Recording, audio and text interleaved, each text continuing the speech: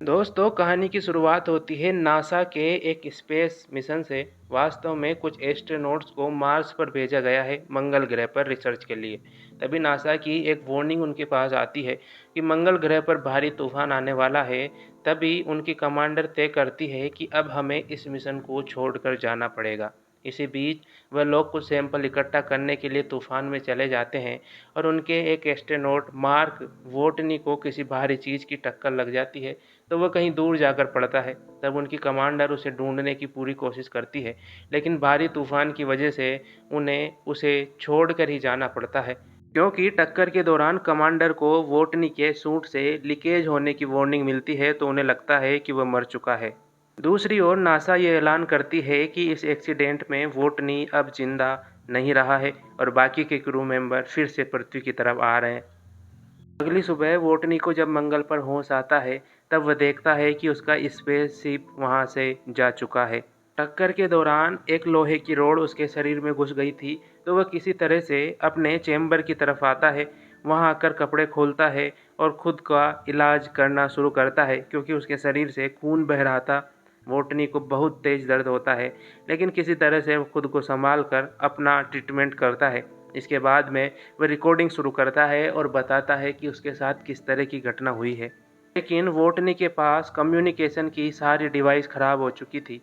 तब उसके लिए कम्युनिकेशन का कोई ऑप्शन नहीं बचता है। तब वो सोचता है कि उसे ज़िंदा रहने के लिए लगभग 4 सालों तक नासा के अगले मिशन का इंतज़ार करना पड़ेगा। तो वह खेती करने की सोचता है, क्योंकि वोटनी एक बोटनिस्ट है।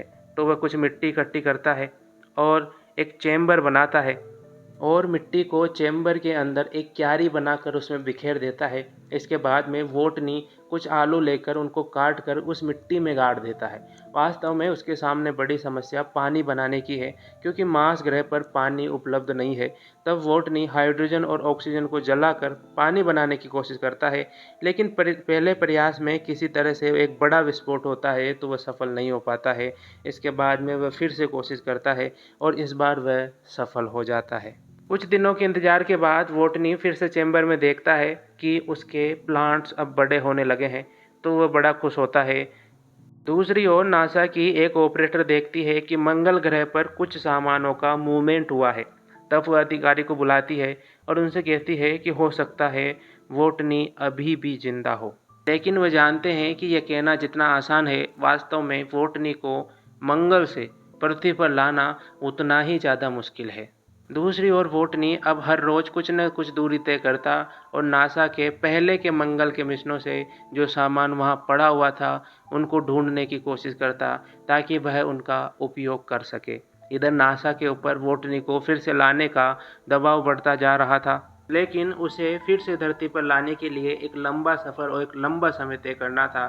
वह समय नासा के पास नहीं था।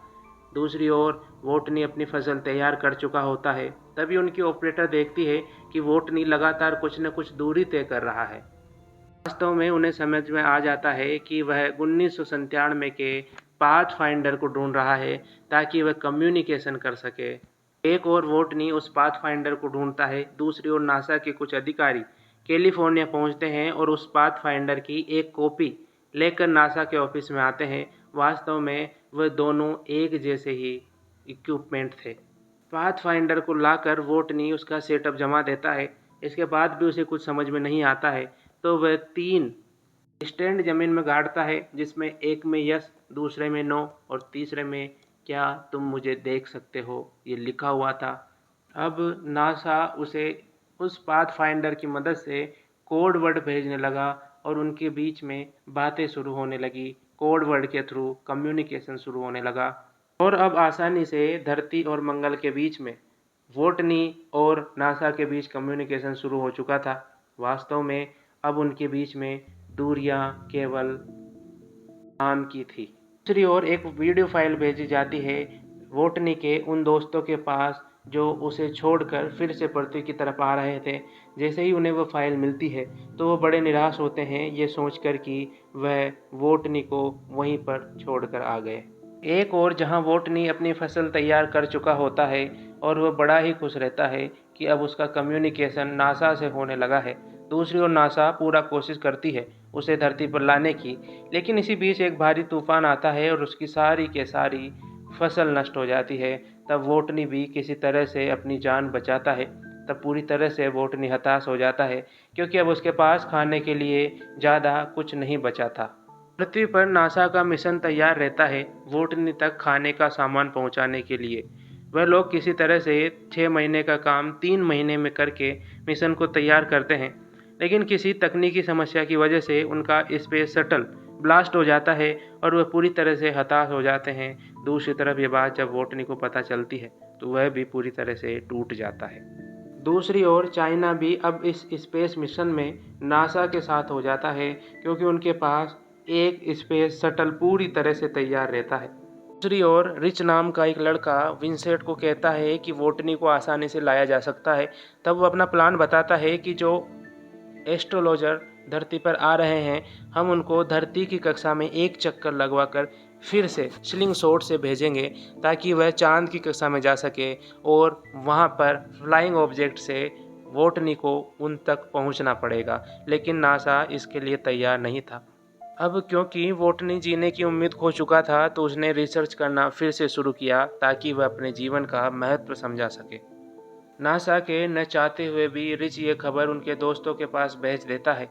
उनके दोस्त तय करते हैं कि वह फिर से वोटनी को लेने के लिए मंगल तक जाएंगे। नासा जैसे ही ये देखता है कि उनका शिप फिर से दिशा चेंज कर रहा है, तो वह चाइना की मदद से एक शिप लॉन्च करते हैं और उसमें वोटनी के लिए और उन क्रू मेंबर्स के लिए खाना भेजते हैं और वह शिप फिर से मंगल की तरफ चलना शुरू करता है। दूसरी ओर वोटनी को फ्लाइंग ऑब्जेक्ट तक पहुंचने के लिए 5000 किलोमीटर की दूरी तय करनी होती है, लेकिन वह केवल एक बार में 35 किलोमीटर ही चल पाता है। इसके बाद में वह अपनी सोलर पैनल की प्लेट्स को चार्ज करता है। वह रात और दिन चलकर कुल 90 दिनों में 5000 किलोमीटर की दूरी तय करता है। लेकिन वोटनी के पास यहाँ एक और समस्या थी कि उसे उस फ्लाइंग ऑब्जेक्ट का वजन बिल्कुल ही कम करना था, क्योंकि वह अब काफ़ी पुराना हो चुका था। तो उसे वापस अंतरिक्ष में जाने के लिए कम से कम वजन की ज़रूरत थी। तो वह लगभग 5000 किलो टन वजन को कम करता है। दूसरी ओर धरती पर वोटनी के इस मिशन को देखने के लिए जनता पूरी तरह से उत्सुक है। अब किसी तरह से वोटनी का फ्लाइंग ऑब्जेक्ट चंद्रमा की ज़मीन से उड़ना शुरू करता है और चांद की कक्षा में आ जाता है। दूसरी ओर उसके साथी भी चांद की उसी कक्षा में पहुंच जाते हैं। उनकी कमांडर उसे लेने के लिए बाहर निकलती है, लेकिन रस्सी खत्म हो जाती है।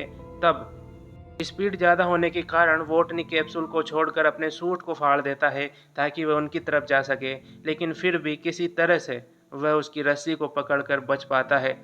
मार्क वोटनी के इतने संघर्षों के बाद वह 540 दिनों के बाद फिर से ज़मीन पर आ जाता है।